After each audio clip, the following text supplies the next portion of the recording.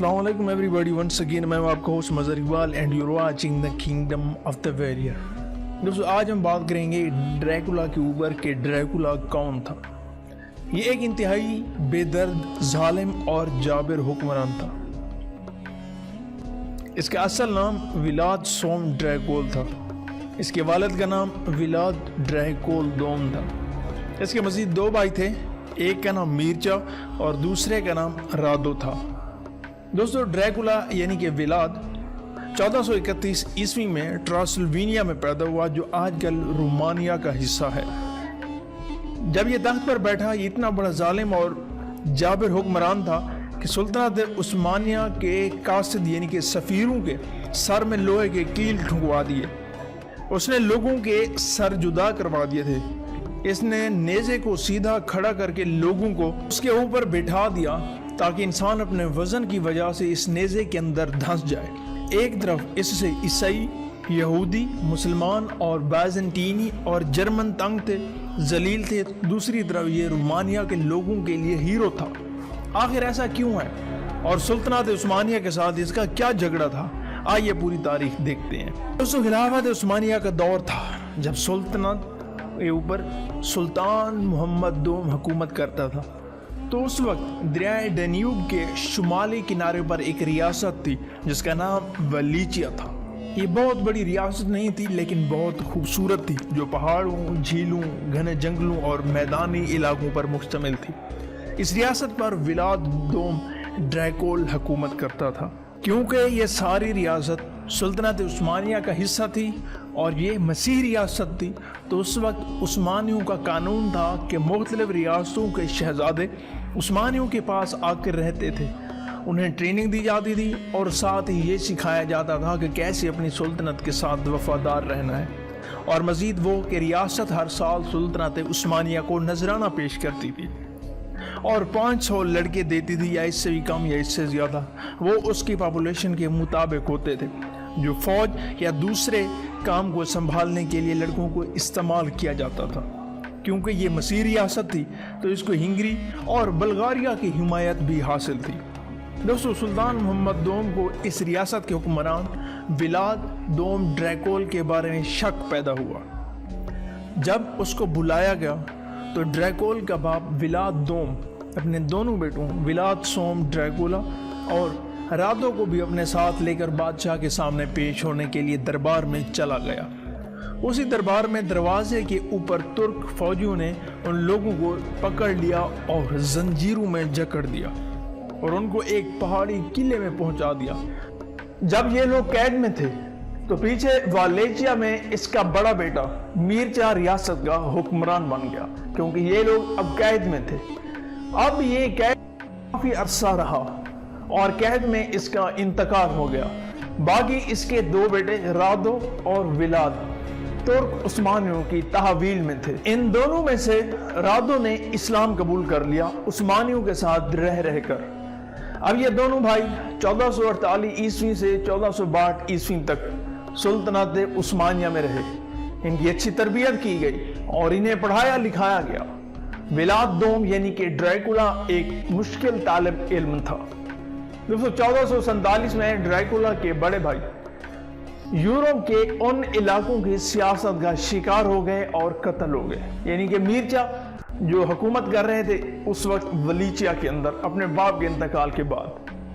अब सुल्तान दोम सुल्तानत उस्मानिया में बादशाह था। उसने ड्रैकुला को यहाँ से आज़ाद कर दिया और ये जाकर अपने बड़े भाई की जगह वलीचिया का हुक्मरान बन गया और इसका दूसरा भाई रादो पीछे उस्मानियों के साथ रहने लग गया।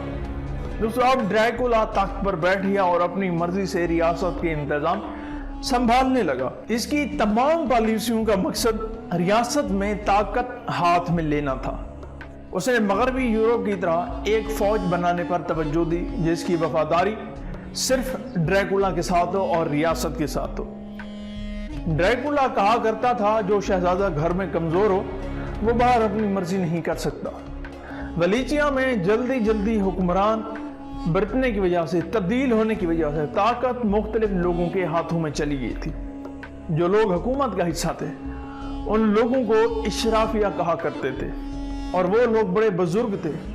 उन्हीं लोगों का हाथ ड्रैकुला के बड़े भाई को मारने में भी था। ड्रैकुला को एहसास हुआ कि ये लोग उस्मानियों के वफादार हैं, तो उसे एक दिन इन लोगों के ऊपर शक हुआ और वो ये भी समझता था कि उसके भाई के कत्ल में इन लोगों का हाथ है। तो एक दिन तकरीब हो रही थी महल में, ईस्टर की तकरीब थी। तो ड्रैकुला ने इन 200 लोगों को पकड़वा कर कत्ल कर दिया और कुछ को एक किले में बंद कर दिया। ये किला उस्मानियों से छुपकर ड्रैकुला ने बनवाया था, जो खिलाफे कानून था। मतलब एक रियासत अपने ऊपर वाली रियासत यानी हुक्मरान रियासत की मर्जी के बगैर कोई किला तामीर नहीं कर सकती, लेकिन ड्रैकुला ने बना लिया था। दोस्तों, ड्रैकुला ने मजीद एक छोटी सी फौज भी बनाई जिसको आर्माजी कहा जाता था, जो सिर्फ ड्रैकुला की सुनती थी और ड्रैकुला की वफादार थी। दोस्तों, इस फौज में रोमानिया, हिंगरी, तुर्क, सर्ब और तातारी लोग शामिल थे। ये लोग जंगी थे और फाइटर थे और वैरियर थे और इनको भारी तनख्वाहें ड्रैकुला देता था। दोस्तों, इस अरसा में ड्रैकुला के इन तमाम कामों की वजह से सुल्तान मोहम्मद सोम को इसकी वफादारी पर शक होने लगा। सुल्तान ने एक नुमाइंदा वलीचिया की तरफ रवाना किया और ड्रैकुला को पैगाम भिजवाया कि सुल्तान ने तुम्हें सुल्तनत उस्मानिया में बुलाया है। दोस्तों, ड्रैकुला ने सुल्तनत उस्मानिया की शर्त मान ली, लेकिन उसने अपने वालिद की गलती नहीं दोहराई जो उसने सुल्तनत उस्मानिया में जाकर की थी। एक मर्तबा दोस्तों, इटली की रियासत के कुछ सफीर ड्रैकुला के दरबार में मिलने आए। उन लोगों ने ड्रैकुला की इज्जत में अपने सर ड्रैकुला के सामने झुका लिए, लेकिन अपनी टोपियां नहीं उतारी और कहा ये टोपियां तो सिर्फ अपने सुल्तान के सामने भी उतारने की इजाजत नहीं है। तो ड्रैकुला ने उनकी टोपियों को उन्हीं के सर के साथ जोड़कर लोहे के कील ठुकवा दिए। ड्रैकुला ने 1909 के बाद सुल्तान उस्मानिया को एक अपना नजराना देना बंद कर दिया। इसके अलावा उसने तुर्क बाशिंदों को कत्ल करवा दिया और सुल्तान मोहम्मद सोम के खिलाफ मुख्तलिफ कार्रवाइयों में भी मुलव्विस रहा। ड्रैकुला ने अपनी मर्जी चलाते हुए तुर्कों और बल्गारिया के काफी सारे लोगों को कत्ल करवा दिया था, जिसकी वजह से सुल्तान को परेशानी हुई। सुल्तान ने फरवरी 1462 को वलीचिया फतह करने के लिए ठान ली और अपनी फौज को रवाना किया। उस वक्त गर्मी इंतहा की थी और शदीद गर्मी थी। ड्रैकुला ने अपनी तमाम आबादी को पहाड़ों, जंगलों और दलदल वाले इलाकों में भेज दिया। अपनी आबादियों से निकालकर इन इलाकों पर उनको मुंतकिल कर दिया। दोस्तों, उस्मानी फौज कई दिन के सफर करने के बाद उन्हें लड़ाई करने का मौका ना मिला और प्यास का भी कुछ मामला था और ये लोग थक चुके थे। इसके अलावा गोरीला हमलों ने भी तुर्क फौज का बड़ा हिस्सा खराब कर दिया और फौज में बेचैनी पैदा कर दी थी। लेकिन इतने बड़े नुकसान और इतने बड़े मामलात के बावजूद बिल आखिर सुल्तान की फौज जब ड्रैकुला के दारुल हुकूमत के करीब पहुंची तो उन्होंने वो मंजर देखा जिसका तारीख में बहुत ज्यादा नाम आता रहा है। दोस्तों, इसके महल के इर्द गिर्द के करीब एक दायरे की शक्ल में 1 मील तक 1000 नेज़े इसने जमीन में गाड़े हुए थे और उन पर तकरीबन 20,000 तुर्क फौजों की गली सड़ी हुई लाशें लटक रही थी। सुल्तान ये देखकर वापस लौट आया और सुल्तान ने कहा कि वलीचिया इतनी बड़ी सुल्तनत नहीं है जितना इसका मुआवजा हमें देना पड़ेगा। लेकिन इसका यह मतलब नहीं है सुल्तान जंग हार गया।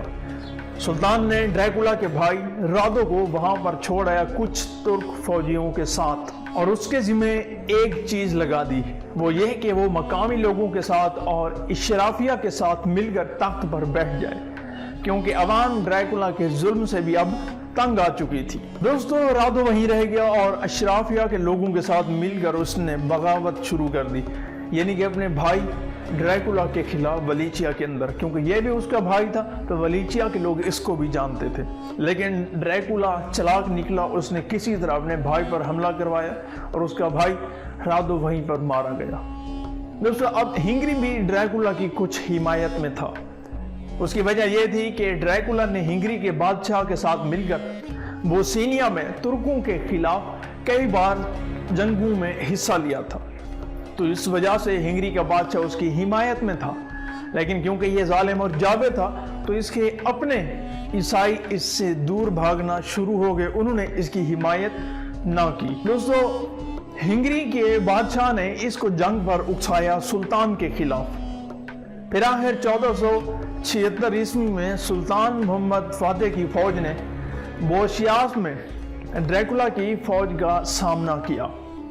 ڈریکولا کی فوج سلطان کی فوج کے سامنے کچھ بھی نہیں تھی اور وہ سلطان کی فوج کی یلغار کا سامنا نہ کر پائی اور مکمل طور پر تباہ و برباد ہو گئی۔ ڈریکولا کو پہاڑوں میں جا کر چھپنا پڑا، لیکن اس کو گرفتار کر لیا گیا اور اس کا سر اس کے دھڑ سے جدا کر دیا گیا، نکال لیا گیا اور استنبول کے دروازے پر لٹکا دیا گیا۔ ڈریکولا کا سر دروازے کے اوپر 2 سے 3 ماہ تک لٹکا رہا۔ یہ ڈریکولا کا دور کا خاتمہ تھا اور اس دن سے آج تک بہت سے لوگ نہیں جانتے کہ مسلمانوں نے ڈریکولا کو شکست دی تھی۔